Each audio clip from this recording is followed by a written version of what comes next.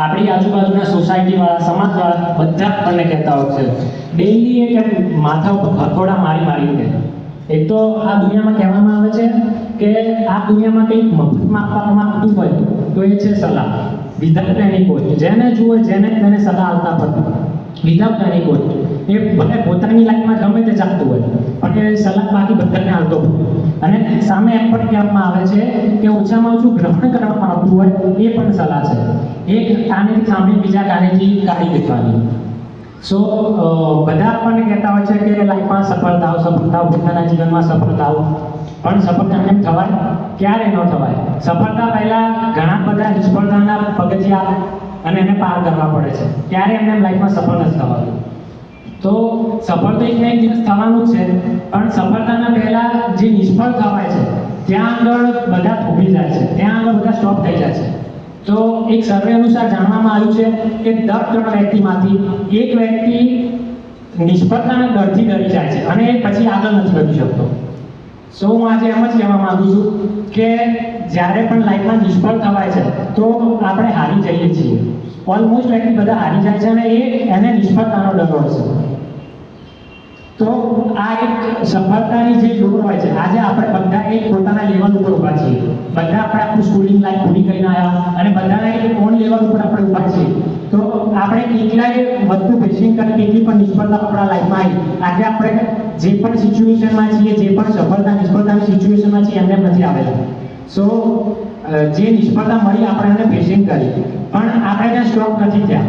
આ એક લાઈવ એક રસ્તા છે. ત્યાં આગળ તકબદરા પણ આવશે, સ્પીડ બ્રેકર પણ આવશે, રાઈટ લેફ્ટના વળાંક પણ આવશે, ને યુ ટર્ન બી આવશે, અંડરપાસ આવશે અને ઓવરબ્રિજ પણ આવશે.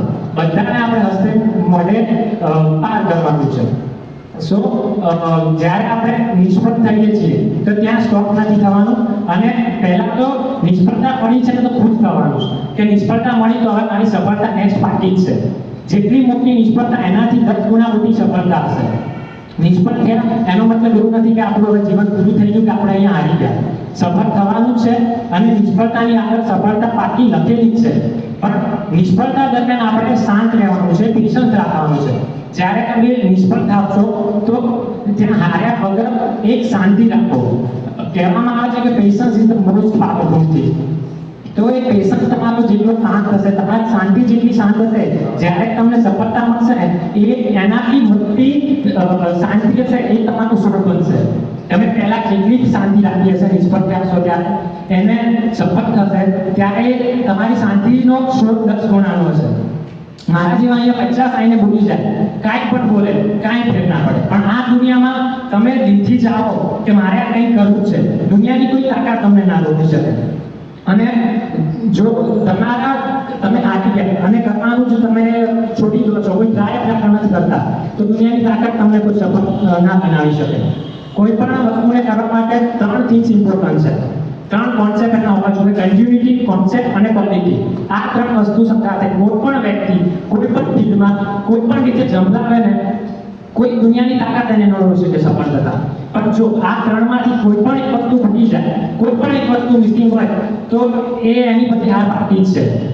તમે ખાલી એક વાર ઊભા થાવ કે મારે કંઈક કરવું છે. હમણાં હું અહીંયા ખોદ્યો, રાકેશ સરે ફોન આપ્યો વિડીયો શૂટિંગ માટે. હું ઊભો થયો, મારી પાછળ અહીંયાથી માણસ ઊભો થયો. આ ફરક છે. તમે એકવાર ઊભા થઈ જાઓ કે મારે કંઈક કરવું છે, દુનિયા તમારી ઓટોમેટિક પાછળ આપશે. કોઈ પણ વ્યક્તિ 3 વસ્તુ સાથે આ જંપ લાગતો. એના માટે કહેવામાં આવે છે કે ક્યારે ડરવું ન જોઈએ. સફળ થવાની આગળ એની આગળ બધું વહેતી જ જાય છે. તમે નક્કી કરો કે મારે સફળ થવું છે. 1000 જણામાંથી તમે 1 જણા નક્કી કરો કે મારે સફળ થવું છે, મારે કંઈક કરવું છે, એટલે બાકીના 999 જણા તમારી આદત ના લાગી જાય કે આને પાડવો કઈ રીતે, આને ગમે તે કરીને ઈચ્છે કંઈ ના પાડવું. પણ આપણે કહેવામાં આવે છે કે આપણે એક વાતાવરણમાં નથી, આપણી આજુબાજુ જેવા લોકો નથી કે આપણને સફળ બનાવી શકે. આપણે એવા માહોલમાં જ નથી રહેતા કે જે આપણને સફળ બનાવી શકે. આપણી આજુબાજુવાળા જ આપણને નિષ્ફળતાના દૂર ઉપર રહેવા પ્રયાસ કરતા હોય છે. રોબર્ટ આઇન્સ્ટાઈન હતા, એમના વાળ કપાવા નતા કરતા. એમના વાળ એકદમ બહુ જ મોટા, ભૂત જેવા લાગે, એમ આપણને જોવા પણ ના ગમે. પણ આજે જ્યારે અમેરિકામાં કે ઇઝરાયલમાં કોઈ એવા લાંબા ભૂત જેવા વાળ રાખે છે તો એને એક જીનિયસ મેન તરીકે ઓળખવામાં આવે છે. વાળ એના એ જ હતા, પહેલા એમને લોકો ભૂત જેવા કહેતા હતા, પણ આજે જે ભૂત જેવા વાળ જે અમેરિકામાં અને ઇઝરાયલમાં રાખે છે એને જીનિયસ મેન તરીકે ઓળખવામાં આવે છે. મતલબ તમે કેવા છો એનાથી કોઈ ફરક નથી પડતો. તમારું કામ એકવાર મજબૂત થઈ ગયું પછી તમારું એક કામ જ તમારી બ્રાન્ડ બની જશે.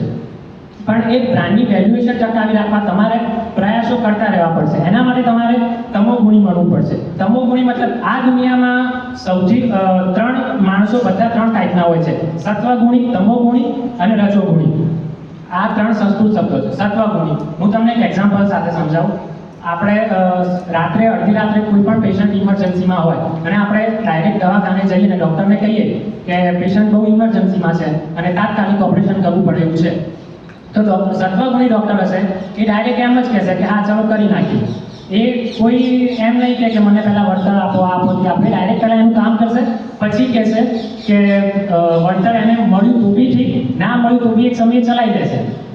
રજોગુણી માણસો કે ડૉક્ટર જોડે ગયા અને એને કીધું કે તાત્કાલિક ઓપરેશન કરવાનું છે, તો રજોગુણી ડૉક્ટર હશે એ પહેલાં એમ કહેશે કે મારે આટલો કોસ્ટ લાગશે, કે મારે 50,000 રૂપિયા કે લાખ રૂપિયા જે પણ એની કોસ્ટ હશે એ કહેશે. પહેલાં એક ચોખવટ કરશે, લેશે નહીં, લેશે એના કામ પછી, પણ પહેલાંથી ચોખવટ કરશે, પછી કામ પૂરું થયા પછી એ કહેશે કે મને મારી કોસ્ટ આપો. અને તમોગુણી માણસ હશે એ ડાયરેક્ટ એમ જ કહેશે કે પહેલાં તમે કાઉન્ટર ઉપર આટલો કોસ્ટ જમા કરાવો પછી કામની વાત. પહેલાં એ એનું ફળ લેશે પછી એનું કામ કરશે. મતલબ અત્યારે આપણે જેટલા બી માણસો જોઈએ છીએ આ દુનિયામાં એક જે માહોલ બની ગયો છે, આપણે એક ડેસ્ટિનેશન નક્કી કરી બેઠા છીએ. આપણે પહેલાં ફળની આશા રાખીએ છીએ અને પછી એનું કામ કરીએ છીએ. પહેલાં ફળ નિશ્ચિત હોય છે મગજમાં, મારે આ ફળ જોવે છે એટલા માટે હું આ કામ કરું છું. બાકી કોઈ એમ નથી કરતું કે હું આ કામ કરું પછી ફળ જે મળશે એ ઠીક છે, નહીં મળે તો પણ ઠીક છે, પણ પહેલાં ફળ નક્કી છે. આપણે પોતાના આનંદ માટે કામ નથી કરતા, ફળ માટે કામ કરીએ છીએ. આપણને એમ કહેવામાં આવે કે તમારે બધાને 1 કલાક ઇન્સ્ટાગ્રામમાં રીલ સ્ક્રોલ કરવાની છે. 1 કલાક સુધી તમે રીલ સ્ક્રોલ કરો ને રીલ જુઓ, પછી 1 કલાક પછી માર્ક ઝુકરબર્ગ, ઓનર ઓફ ઇન્સ્ટાગ્રામ, આપણને આવીને કહે કે તમે આ 1 કલાક રીલ જોઈ, તમે તમારો સમય આમાં ઇન્વેસ્ટ કરો 1 કલાક સુધી, તમને કેટલા આપવાના? તમે આ 1 કલાક જે ઇન્વેસ્ટ કરો છો ટાઈમ, એના તમારે કેટલા રૂપિયા લેવાના? કેવી નવાઈ લાગે નવાઈ. તો આ તો આપણે એમ જ કહીએ ને કે આ તો મેં મારા મોજ માટે, મને આનંદ આવે એટલા માટે ન જોયું, આ કંઈ મેં એમ કોઈ કામ માટે નથી કર્યું. તો કોઈ પણ કામ એટલા માટે કરો કે એમાં આનંદ આવવો જોઈએ. આપણે જે કામ કરીએ એમાં એ કામ કરવાનો આપણે આનંદ આવવો જોઈએ, અને કામ કરતાં કરતાં એટલી મોજ આવે આપણને કે ફળની અપેક્ષા જ ના રહે, અને એ કામ હોય એ તમારું યોગ બની જાય. અને આ એક યોગ બને એનું જે ફળ મળે એ અનલિમિટેડ મળે, એની કોઈ લિમિટેશન હોતી જ નથી. એનું જે ફળ મળશે એ તમને તમારી એક્સપેક્ટેશન કરતાં બહુ જ ઘણું વધારે મળશે. આ શ્રીમદ ભગવદ્ ગીતામાં કર્મયોગનો સાર છે, અને આ જ કર્મ કરવાની સાચી પદ્ધતિ છે. સો ઇન શોર્ટ, જે બી કરો એ ધ બેસ્ટ કરો, અને ક્યારે પણ નિષ્ફળ થવાય છે તો ત્યાં આગળ સ્ટોપ નથી થવાનું, એના ટ્રાય ચાલુ જ રાખવાના છે. અને એ ટ્રાય કર્યા પછી એક દિવસ ગમે તે રીતે આપણને સક્સેસ મળવાની છે. Thank you.